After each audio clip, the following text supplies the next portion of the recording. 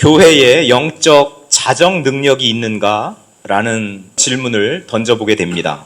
교회는 영적 권위가 있는 기관이라고 우리는 알고 있는데, 과연 교회 안에 이 시대에 그런 영적인 권위가 있는가, 존재하는가, 그리고 그 영적인 권위가 우리 교회의 삶 구석구석 이렇게 스며들어서 영적인 질서 안에서 교회가 잘 서가고 있는가, 지어져 가고 있는가라는 그런 질문을 하지 않을 수가 없습니다. 미국에서 그런 말들이 들린다고 하죠. 그 미국의 그 법조인들, 변호사들을 먹여 살리는 곳이 교회라고요. 그 끝없는 소송전이 교회를 통해서 일어나고 있다라는 겁니다. 한국도 교회와 관련된 이런 소송건들이 참 많습니다. 근데 이게 한번 소송에 들어가면 그렇게 단기간에 끝나지 않습니다. 계속 소송에 소송 계속 이어지면서 그 사이에 교회는 교회대로 피폐해지고 사람들의 삶은 망가지고, 그리고 교회에 대한 부정적인 인식들은 자리하게 되고, 그리고 사회에서 교회를 바라볼 때 아주 신뢰할 수 없는 그런 기관으로 교회를 바라보게 되는 거죠. 그 사람들로 하여금 교회를 거부하게 만드는 이런 일들이 일어나고 있습니다. 그럴 때 이런 질문을 던지지 않을 수가 없는 거죠. 교회의 영적 자정 능력이 있는가? 지금 고린도 교회에 어떤 일이 일어났냐면 세상적인 일로 교인들 간에 다툼이 있었나 봅니다. 그런데 그 다툼을 교회 안에서 은혜롭게 또 지혜롭게, 그리고 믿음 안에서 영적인 질서 안에서 그것을 해결하기보다는 그냥 세상 법정에 가지고 나가서 시시비비를 가리려고 했다는 거예요. 그런 소문을 사도 바울이 듣고 고린도 교회 사람들, 너희들 부끄러운 줄 알아라 그러면서 책망하면서 권고하는 이야기가 오늘 우리가 함께 읽은 이 이야기입니다. 여기 보면 사도 바울은 우리에게 교회에는 교회의 고유의 그 자치권이라는 것이 있는데, 너희가 왜 그것을 활용하지 않고 문제만 생기면 세상 법정으로 그것을 가지고 가느냐라는 이야기를 하고 있는 거죠. 3절에 보니까 교회에게는 천사를 심판할 정도의 영적 권위가 있다라고 바울은 이야기를 합니다. 이게 교회가 가진 권위라는 것이죠. 그러면 그리스도인들도 우주적인 그런 권위가 있다라는 거예요. 천사까지도 심판할 만한 권위가 우리에게 있는데 왜 그 권위를 다 포기하고 문제만 생기면 그냥 세상 법정에서 해결해 달라고 그렇게 하느냐라는 이야기죠. 교회 내부에서 일어나는 지극히 작고 사소한 그런 일상의 송사 하나 스스로 판단하지 못해서 교회가 그 권위를 사용하지도 못하고 않고, 그리고 그걸 세상 법정으로 가지고 갔다고 너희 참 한심하다라고 바울이 이렇게 이야기하고 있는 겁니다. 세상의 법과 상식을 초월한 하나님의 법이 있는 것이죠. 사랑과 공의라는 하나님의 법이 있습니다. 교회는 바로 이 하나님의 사랑과 공의로 다스려지는 공동체라는 이야기를 바울이 하고 있어요. 그러면서 분명하게 하는 것이 있습니다. 교회는 세상의 권위보다 더 높은 권위가 있다. 하나님이 우리에게 주신 그 권위를 사용해야지 왜 그 권위를 떨어뜨려서 세상의 그 권위에 순종하면서 그렇게 살려고 하느냐라는 이야기를 하고 있는 것이죠. 바울이 계속해서 이야기합니다. 교회에는 자정 능력이 있어야 된다라는 이야기를 합니다. 5절 말씀해 보니까 너희 가운데 그 형제 간의 일을 판단할 만한 지혜 있는 자가 이같이 하나도 없느냐? 없었던 거죠. 그런데 여러분, 고린도 교회를 잘 아시잖아요. 자랑이 많았던 교회잖아요. 우리가 그토록 오랫동안 갈구하던 그 지혜를 얻었어. 지혜로운 사람들이라고 막 자랑하던 사람들이잖아요. 그런데 그 아주 일상사에서 일어났던 작은 송사 문제 하나도 제대로 해결할 만한 그런 지혜자가 교회 안에 없단 말이야? 사도 바울이 이렇게 꾸짖고 있는 것이죠. 너희는 스스로 지혜롭다고 자랑하던 사람들 아니니? 그런데 갈등 하나 중재할 영적 지혜자가 교회 안에 없어? 이렇게 이야기하고 있는 것입니다. 여러분, 세상 법정은요, 법 조항과 그 이익만 따지지요. 그 법 조항을 어겼느냐 어기지 않았느냐, 그런데 교회는 그렇게 따지지 않습니다. 교회는 성령 안에서 영혼의 회복과 화해가 일어나는 방향으로 하나님의 법이 작동하는 겁니다. 이걸 우리가 꼭 기억해야 됩니다. 누가 더 이익이 됐느냐, 손해가 됐느냐, 그런 걸 교회가 따지는 것이 아니라는 거예요. 얼마나 당사자들의 영혼의 회복이 일어나고 있느냐, 그리고 화해를 할 수 있느냐라는 데 초점을 맞춰서 이 하나님의 법은 작동하게 되어 있다라는 거죠. 그래서 교회 안에 정말 지혜자라고 하는 분이라면 평화를 만들어가는 사람으로 들어가서 화해하게 하고 영혼의 회복이 일어날 수 있도록 말을 하고 행동을 하고 도와주는 일들을 하는 것입니다. 그런 사람들이 진짜 지혜자라는 것이죠. 이런 깨달음을 얻었습니다. 이런 능력을 받았습니다. 나에게 이런 은사가 있습니다. 그런 게 필요한 것이 아니라 교회에서 진짜 필요한 것은 영혼의 회복을 위해서 일하는 사람, 화해를 만들어내기 위해서 부지런히 움직이는 지혜자, 그런 사람들이 바로 하나님이 찾으시는 분들이라는 것이죠. 우리 나의주 교회 한 분 한 분이 저는 이런 지혜자가 되실 수 있기를 축복합니다. 그래서 우리 안에 서로의 영혼의 회복을 위해서 수고하고, 그리고 화해를 일으키기 위해서 말을 하고 행동을 하고 섬기고 봉사하고 하는 이런 일들이 활발하게 일어나는 우리 나의주 교회가 되었으면 좋겠습니다. 교회 안에 사실 이런 권위를 잘 행사하라고 무엇이 있냐면 목회자도 있고 당회라는 그런 조직도 있고, 또 저희 교회는 운영위원회라는 이런 조직들이 있습니다. 그러니까 이 조직은 방금 제가 말씀드린 영혼의 회복과 화해를 위한 조직입니까? 아니면 교회 예산, 결산, 행정적인 거 일을 하는 그런 조직입니까? 한번 질문을 던져보면 당연히 전자죠.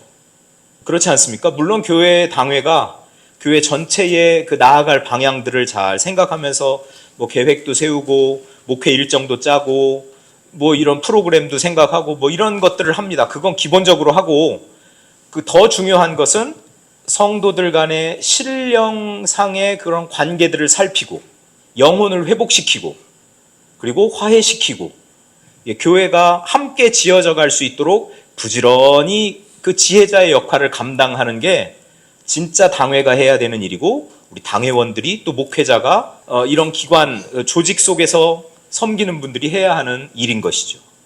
나는 교육 전문가니까 교육만 할래. 나는 선교 전문가니까 선교에 대한 그 일만 할래. 우리는 일하러 모이지 않았고 하나님은 너희 교회에 와서 죽어라 일만 해 이렇게 말씀하지 않으세요. 그 일 좀 못해도 돼. 그런데 영혼의 회복이 일어나야지. 다툼이 있는 곳에 화해가 일어나야지. 하나님은 그렇게 말씀하시고 그렇게 우리를 사용하시는 분인 줄 저는 믿습니다. 우리에게 무슨 조직이 있다, 기관이 있다 그러면 여러분 기능적인 일만 하는 것으로 만족하지 말고 이게 교회의 성도들의 영혼의 회복과 화해를 위해서 섬기는 기관이구나, 섬기는 조직이구나, 섬기는 사람들이구나 라고 생각하면서 그 일을 감당해 주시면 되는 것이죠. 화해와 양보의 원리가 교회 안에는 있습니다. 그것이 십자가의 원리이기도 합니다. 성도들 간에 이미 세상 법정에 송사를 내고 재판을 받고 있는 것을 바울은 뭐라고 평가하냐면 그것은 이미 패배한 재판을 하는 거야 라고 말하죠. 거기서 이기면 뭐 할 건데? 그거 이겨서 금전적인 이득을 보면 뭐 할 건데? 그 재판은 이기건 지건 이미 다 패배한 재판이라고 바울은 이야기하는 거죠. 7절 말씀에 너희가 피차 고발함으로 너희 가운데 이미 뚜렷한 허물이 있나니, 이겨도 허물이 있는 거고 저도 허물이 있는 겁니다. 제가 오랫동안 분쟁 있는 교회에서 사역하면서 제가 겪었던 일입니다. 최종적으로 마지막에 저도 이런 결론을 내렸어요. 이게 나에게 도대체 무슨 유익이 있나? 이거 너무 교회가 창피한 거 아닌가? 그리스도인으로서 우리가 창피한 것 아닌가? 세상 사람들의 입에 교회가 이러쿵저러쿵 이렇게 회자되는 것, 그거 자체가 너무나 이 하나님의 영광을 가리는 것 아닌가? 교회의 권위를 떨어뜨리는 것 아닌가? 라는 생각을 하게 되었죠. 근데 왜 사도 바울이 이런 말을 하냐면 그 재판을 해서 승리한들, 패배한들, 이미 그 재판을 하고 있는 사람들은 그리스도의 몸을 찢은 사람들이다라는 거예요. 그리고 그런 사람들이 복음의 문을 막아버리기 때문에 이런 이야기를 하고 있는 것이죠. 영적으로는 이미 참패한 재판을 하고 있는 거라고 사도 바울은 평가를 합니다. 그러면서 십자가의 역설을 강조하지요. 7절 말씀에 너희가 피차 고발함으로 너희 가운데 이미 뚜렷한 허물이 있나니 차라리 불의를 당하는 것이 낫지 아니하며 차라리 속는 것이 낫지 아니하냐. 제 맨 마지막에 십자가의 역설을 이야기합니다. 차라리 불의를 당하는 것이 낫지 아니하냐, 차라리 속는 것이 낫지 아니하냐. 나의 이익을 위해서, 내 자존심을 위해서 끝까지 싸우는 것이 세상의 방식이라면 십자가의 방식은 교회를 지키고 형제를 구원하기 위해서 내가 손해보고 내가 속아주고 내가 욕을 먹고 내가 차라리 억울함을 당하지, 그러고 말지 라는 것이 십자가의 방식이라고 바울은 가르치고 있는 것입니다. 십자가에서 어떤 일이 일어났습니까? 사탄은 자기가 고소한 것, 그게 다 승리했다고 여겼죠. 하나님의 아들이 십자가에 달려 돌아가셨는데 사탄은 자기가 승리했다고 여겼습니다. 그거 봐, 너 별거 아니잖아. 인류를 구원하기 위한 그 계획 다 무산됐잖아. 그러면서 쾌재를 불렀겠지만 예수님은 부활하시면서 하나님의 승리를 선언하셨습니다. 예수 그리스도의 승리입니다. 마귀의 권세를 깨뜨리고 십자가로 승리하신 것입니다. 그 굴욕을 다 참아내면서 승리하신 것입니다. 차라리 내가 세상의 모든 죄를 지고 내가 십자가를 짐으로써 사람들을 구원케 하는 그 승리를 예수님이 가져오셨다라는 것이죠. 여러분, 우리 나여지 교회 성도님들, 이 십자가의 역설을 살아내는 분들이 되시기를 축복합니다. 그냥 내 그 자존심, 나의 권위, 그런 것을 내세우는 것이 아니라 내가 좀 양보하지, 내가 좀 손해보지, 또 내가 좀 욕을 먹지, 그러면서 십자가가 승리하고 결국 예수님과 같은 방향을 걸어가면서 그 큰 승리를 맛보는 복된 분들이 되기를 축복합니다. 교회는요, 이 세상의 법을 부끄럽게 하는 복음이 막 살아 역사해야 되는 것이거든요. 복음의 그 가치가 드높여지고 복음으로 교회가 자치, 스스로를 다스려가는 그런 공동체가 되어야 되는 것이 맞습니다. 여러분, 이것이 진짜 이기는 길을 사는 겁니다. 이것이 예수님처럼 사는 길이죠. 교회의 거룩함을 위해서, 공동체의 하나됨을 위해서 내 권리를 기꺼이 내려놓고 양보할 때 세상이 교회를 보면서 충격을 받는 것이죠.